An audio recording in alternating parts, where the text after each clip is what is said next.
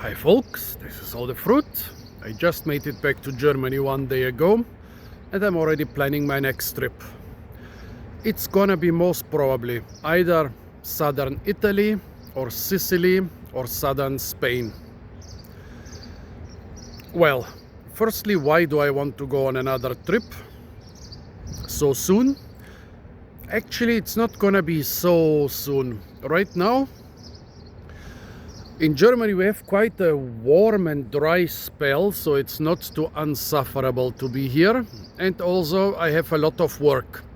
A lot of you say, hey man, how do you have money to travel all the time? Where does your money come from? Well, my money comes from farming. It's pretty hard work.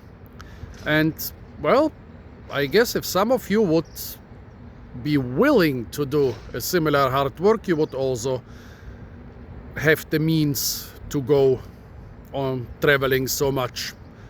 Maybe not so much the money to travel so much, but you would have the right mindset to sleep in the forest or on the beach, to eat forage stuff or stuff from supermarkets, to live with the local tribes, instead of always wondering why you cannot afford 5-star hotels for 12 months a year. So yeah, for now I'm working, but well, this dry spell in spring can be quite long and can be quite pronounced.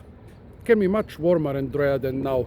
Right now I'm sitting around here with a thick hoodie and a hat and a scarf. Around this time in late March, it's possible that I would be sitting around topless and sweating like a pig.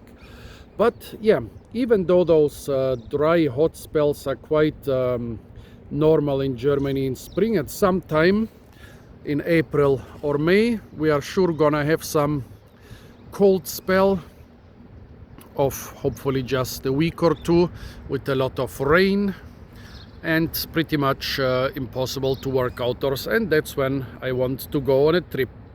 Somewhere not too far away, but somewhere where it's warm enough. And the funny thing is that often, especially in spring, we have kind of an inversion with the weather conditions here in Germany and in the Mediterranean, especially places further south like southern Italy, southern Spain and so on. Whenever it's hot and dry here, it's often cold and rainy there, and whenever it's cold and rainy there, it's warm and dry here. And often in March or April, if it's really hot and dry here in Germany and you go to the south, we had one such case. We were crossing the Alps, going over the Alpine passes in April, topless with all car windows open, super hot, the snow melting like crazy. We arrived in Italy, in northern Italy, 1 or 2 days of warm weather. Finally, we arrived to southern Italy, to the Mediterranean paradise, to where you have the real Mediterranean vegetation. And yeah, then there's some strong wind started to come, and I said, oh, okay, the weather is changing. Let's see, maybe we'll get real summer soon with 35 degrees. And on the next day, we saw some white stuff floating through the air. At first we thought, oh, so nice, it's the almond petals floating through the air. Yep, and 2 hours later we were stuck in the snow with our car. In plain view of the Mediterranean, mind you, in southern Italy. So yeah, but long story short, whenever weather becomes unsufferable here and the weather forecast is good for the south, I'm gonna go there. Another reason I want to go there is, of course, spring is top citrus season in the Mediterranean, and the Mediterranean is one of the areas where you can find the biggest collections of citruses. There are many collections with a couple hundred, and reportedly even a couple collections with 1 to 2,000 different citruses. Yeah, citruses are not native to the Mediterranean, but when they were introduced there, they closed a very important gap in the fruit supply for winter and spring. And also, you will be surprised how many things which are usually not in season in winter can be in season in winter or early spring, depending on the weather. I've collected chirimoyas and bananas and avocados and passion fruit and guavas and many other things in spring there, which usually shouldn't be in season. So now the question is where to go. My three main points of interest are: first, southern Italy, like Calabria and Basilicata. It's an area where mountains come very close to the sea, a lot of protected base, a lot of subtropical and almost tropical microclimates, right next to mountain climates where you can go skiing. Quite a crazy combination because of this crazy geography.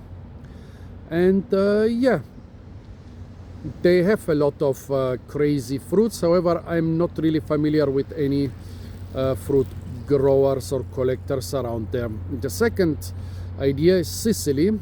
Southern Sicily has developed into a tropical or subtropical fruit production area in the last decades. Like they have mangoes and longans and lychees and papayas and bananas and so on.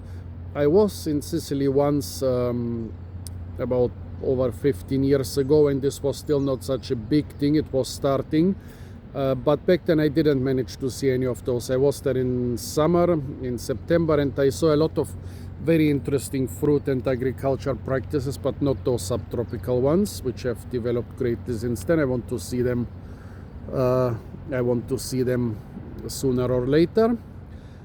My third idea is southern Spain. I love southern Spain. The Costa Tropical, the tropical coast, is actually in continental Europe. But that's the place where in the 80s, no, actually since the 60s, the Germans, with the help of their South American expats from the 40s, started a big tropical and subtropical fruit cultivation, and that's why even in the late 20th century mangoes and chirimoyas and avocados were mass crops over there, and now we have a couple more like bananas, papayas, passion fruit becoming really popular crops there, and a couple dozen other ones being developed, including stuff like coffee and cocoa. Yeah, we already have coffee plantations on the European continent, folks, outdoors, mind you. The only reason I don't choose this area like 100% right now is that I plan to go there sometime in November. So those are my three main ideas. I mean, there are a lot of other possibilities, I'm sure. Crete in Greece, they are also developing such crazy stuff. Southern Portugal, they have a lot of incredible stuff, which because of the Atlantic climate is often even ripe in spring. Even go to something like the Azores or Madeira or Morocco or so. I don't want to go too far, so like 2,000 to 3,000 kilometers max, probably gonna fly. Although if somebody says, yeah, I want to do a road trip all around Italy, that would be the other option. I will not do it alone, but if some of you says, yeah, I will go with you on a road trip all around Italy, or maybe all around Spain or so, along the coast, I'm totally in for that. So now what I want from you, I don't want you to vote where you want to send me. I'm not gonna go where you want to send me. Go there yourself. I'm gonna go where I decide to go, but you can help me with this decision. Like, tell me, what interesting things can I find in southern Italy, in Sicily, in southern Spain, or in some other areas which are not too far away? Give me the links, give me the contacts, give me the phone numbers of the people, give me the species lists of their collections. Tell me what could be interesting enough for me to go. Apart from that, stay tuned for a lot more fruit videos from some of those crazy subtropical fruit growing areas soon, I hope. And of course, don't forget to like, share, comment and subscribe.